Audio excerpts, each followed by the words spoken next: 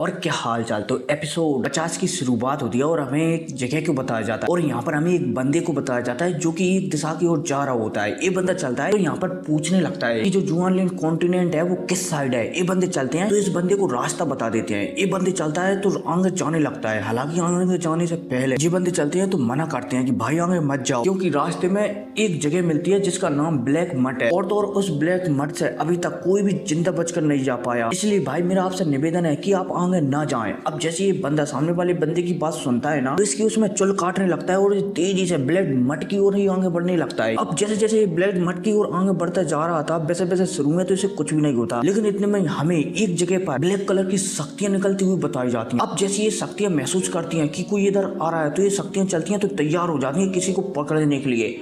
अब जैसे ही वही बंदा यहाँ पर आता है ना तो ये शक्तियां चलती हैं काले कलर की, तो एक हैंड का रूप लेती हैं और इस बंदे को पकड़कर जमीन के नीचे ले जाती हैं और वहां पर जलाकर राख कर देती हैं। सिर्फ इसका जो स्पिरिट रूट होता है ना वही अकेला बचता है। अब इसका स्पिरिट रूट भी चलता है तो वो भी एक ताबूत के पास आता है और ताबूत के अंदर से एक हाथ निकलता है और इस स्पिरिट रूट को भी खा जाता है। अब इसके साथ सीन सपुता और हमारे वांगलिंग को बताया जाता है जो कि यहाँ पर भी आ चुका था, जहाँ पर अभी हाल एक ताबूत को बताया गया था। अब जैसे ही वांगलिंग यहाँ पर आता है ना तो उसे यहाँ पर बहुत सारी इविल शक्तियां दिखती हैं। वांगलिंग चलता है तो अपनी रेड लाइट रंग को एक्टिवेट करता है, जिस वजह से इविल शक्तियां चलती हैं तो दूर होने लगते हैं। लेकिन इतने में जो इविल शक्तियां चलती हैं तो एक बहुत बड़ा हैंड बना लेती हैं और ये हैंड सीधा हमारे वांगलिंग के ऊपर अटैक कर देता है। अब जब हमारा वांगलिंग इस हैंड को अटैक करते हुए दिखता है ना तो वांगलिंग चलता है तो अपनी रेड लाइट रंग से इस हैंड को ही मिटा देता है, बोला जाए तो इस हैंड को ही खत्म कर देता है। अब भाई साहब जैसे ये हैंड खत्म होता है ना तो हमें यहाँ पर एक बंदे को बताया जाता है जो कि किसी पेड़ की जैसा लग रहा था और ऐसा लग रहा था कि मानो इसे किसी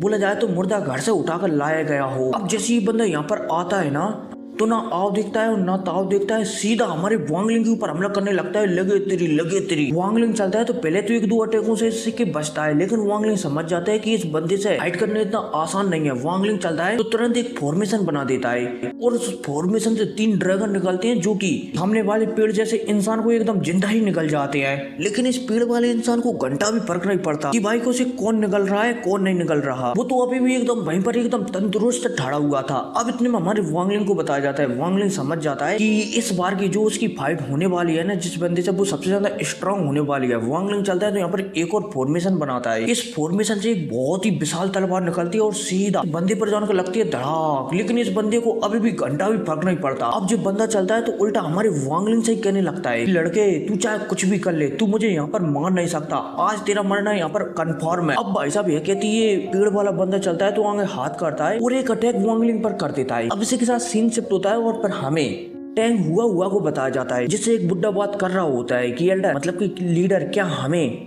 आपकी भाई की मदद करने के लिए वहाँ पर कुछ लोगों को भेज देना चाहिए। टैंग हुआ चलता है तो मना कर देता है कि टेंशन मत लो, मेरा भाई है ना वो उसे पक्का निपटा डालेगा, क्योंकि मेरे भाई से लड़ने के लिए किसी भी बंदे को नर्सिंग सोल लेवल से ऊपर ही जाना पड़ेगा तभी वो मेरे भाई से जीत पाएगा, वरना नर्सिंग सोल लेवल वाला बंदा या उससे नीचे का कोई भी बंदा उससे नहीं जीत सकता। अब भाई साहब टैंग हुआ के कहते दोबारा से सीन से पुता और हमारी वांगलिंग को बताया जाता है। वांगलिंग चलता है तो जो पेड़ वाला राक्षस था ना उसके अटैक से एक जगह पर छुप गया था और यहाँ पर कुछ सोच रहा था। वांगलिंग को समझ में आ जाता है, वांगलिंग चलता है तो तुरंत इस पेड़ जैसे राक्षस के सामने खड़ा हो जाता है और अपने आइस पावर का इस्तेमाल कर चारों तरफ बर्फ ही बर्फ जमा देता है। अब इसके बाद वांगलिंग चलता है तो 8 दशक अटैक करता है और जो यहाँ पर पेड़ वाला राक्षस था ना उसे आइस के रूप में कन्वर्ट कर देता है। अब वांगलिंग पेड़ वाले राक्षस को आइस के रूप में कन्वर्ट कर यहाँ पर सोच ही रहा होता है कि शायद उसने इस राक्षस को हरा दिया। इतने में ये राक्षस चलता है तो इसकी जो एंशियंट बॉडी है ना उसे एक्टिवेट कर देता है, जिस वजह से राक्षस चलता है तो हमारी वांगलिंग के बर्फ वाले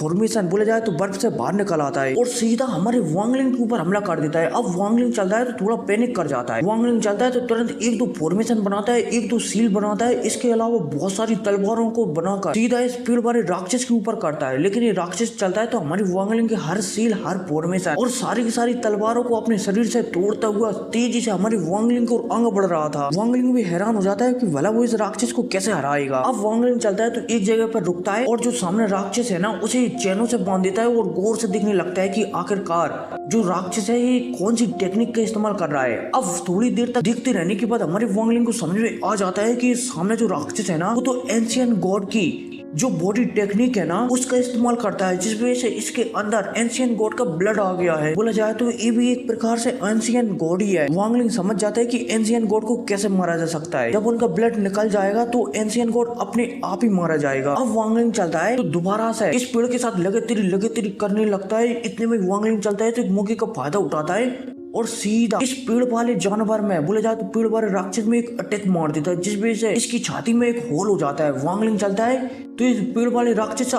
अटैक, बोला जाए तो ब्लड को अपने पास रखता है और यहाँ से तेजी से पीछे हट जाता है। अब इतने में वांग लिंग चलता है तो इस पेड़ वाले राक्षस से कहने लगता है कि मुझे पता है तुम्हारी कमजोरी क्या है, मैं बताऊंगा कि एंशियंट गॉड का ब्लड का इस्तेमाल कैसे किया जाता है। वांग लिंग चलता है तो इस ब्लड को अपनी सोल सी में अंदर डाल देता है। अब जैसे ही वांग लिंग इस ब्लड का इस्तेमाल करता है ना और कुछ हाथों की सील बदलता है ना, तो यहाँ पर एक बहुत ही बड़ा आदमी सा प्रकट होता है और सीधा जो सामने पेड़ वाला राक्षस था ना उस पर हमला कर उसे एक ही अटैक में डिस्ट्रॉय कर देता है। अब इसी के साथ सीन शिफ्ट होता है और पिरामिड टैंक हुआ को बताया जाता है, जिसके पास एक बुड्ढा आकर इस जानकारी दे देता है। अब जैसे टैंक हुआ ये जानकारी सुनता है ना तो वो बहुत ही ज्यादा गुस्सा हो जाता है और सीधा का सीधा एक टेबल को तोड़ देता है। और भाई जब टेबल तोड़ने से कुछ नहीं होगा, इसका नॉर्मल एपिसोड पहले ही आ चुका है, ठीक है, तो उस एपिसोड को आप देख सकते हो, ठीक है, एपिसोड 51 नाम से इसी चैनल पर मिल जाएगा। तो मिलते हैं अगली वीडियो में, टेक केयर।